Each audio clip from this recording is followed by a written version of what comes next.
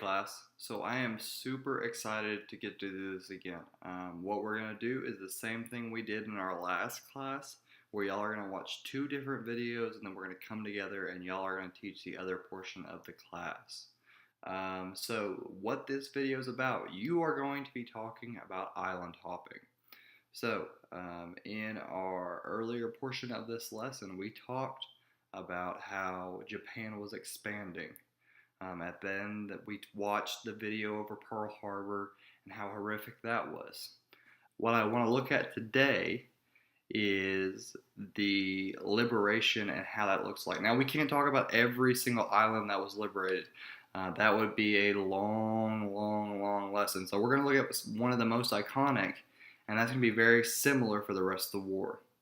The Japanese pursued a plan of expansion, just like we talked about. They wanted goods, and they also wanted dominance of the Asian culture. They believed that Japan and the Japanese people were a superior race out of the Asian people. They believed that Asians were superior, but they believed that Japan should lead those Asians. So what happens is, Japan has expanded right after Pearl Harbor, when America is its weakest navally in naval ability. They take over a lot of Southeast Asia, those islands, the Philippines, and areas like that. So America responds by deciding that they are going to liberate these islands so then they can invade Japan itself. What happens is they decide that they're going to do this, that what they're going to do is they are going to try to get to Japan safely so that all the ships can move in and then take over Japan by invading. Now the thing is, that was the plan at the first part of the war.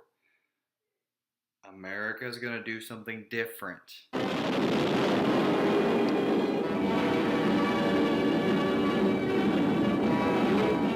But we'll talk about that later. To accomplish this plans, America needed a safe route. They needed to make sure that they liberated those islands. That's your blank right there, liberated. They wanted to liberate those islands so that they could easily establish a route to Japan. Many of these islands took a long time to actually take over, and some of the bloodiest fighting of World War II is going to happen on small islands that are not larger than 20 to 25 square miles wide. But lots and lots of death and destruction are going to happen on these islands. So one of these most iconic of all the World War II battles is the Battle of Iwo Jima. Okay, that's your next blank. In this battle, what happens is America is going to come in and they're going to start bombing this place, and they are about to invade. And what is so important is that this is actually Japanese homeland. It's not the actual island of Japan, but it is considered a portion of Japan. It's very close to the mainland of Japan. What we need to understand is that the Japanese had a great deal of propaganda going on before the war for multiple years. This is just not something that happens 5 or 4 years before the war. This is like 20 years in the making. This propaganda believes that the emperor, the dude that Emperor Hirohito, who we have on our first day notes, that he was a god. What happens is they connect this with the idea of Shintoism.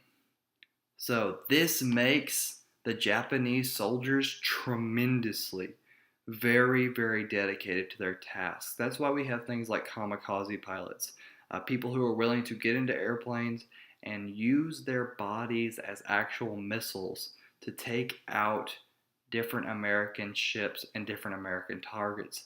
Is because they believe they're doing it for their religion, for their belief, for their God, who they believe is Emperor Hirohito. An interesting fact is some of these soldiers were so dedicated that whenever America didn't completely take over an island, they would actually stay and fight. And the last soldier that was found still fighting for the Japanese government was in 1974. That is more than 10 years after the war.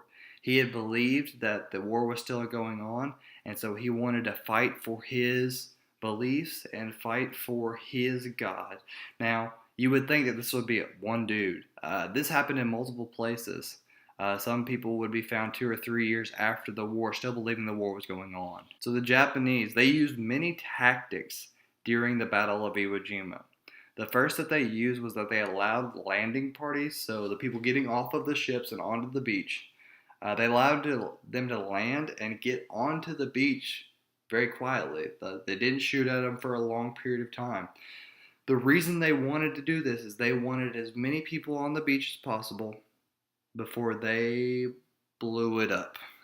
They had lots of machine guns that were trained on the beach. They had lots of mortars that were trained on the beach. They had lots of guns that were aimed at that area that was very small and very heavily packed with individuals. They wanted to do this because they wanted to make a huge body count.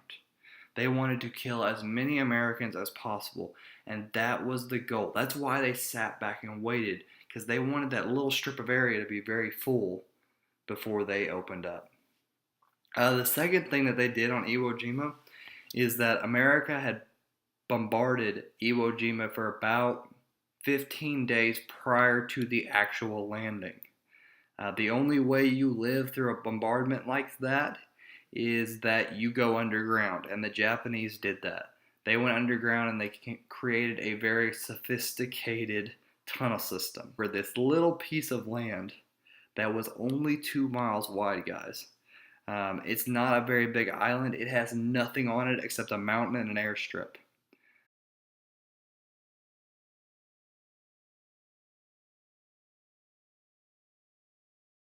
But what they were able to do is create this sophisticated tunnel system in which they could hide and they could go back into the tunnels. And Americans would have to go in there.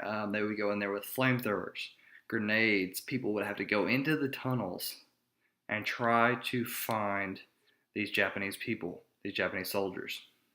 So after multiple days and many, many casualties, what America would do is they would actually have a group of men that would go up the mountain. They would go up the mountain under fire. Some people get injured on the way up, but what they do is at the top of the mountain, they take an American flag and they lift it. This is where we get that picture. And it's really a big part of our history, because this is one of the things that we look at now as one of our big photos, that this is what it looks like to be a part of the military. This is what it means. It means to stand for the flag.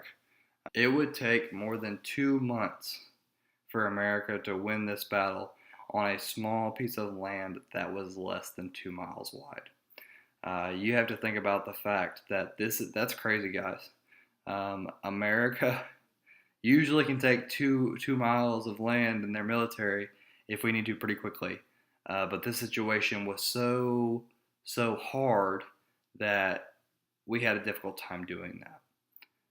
So what we need to understand is that this liberating of islands was very hard for the American soldiers, and it would be very difficult for them to do this kind of job.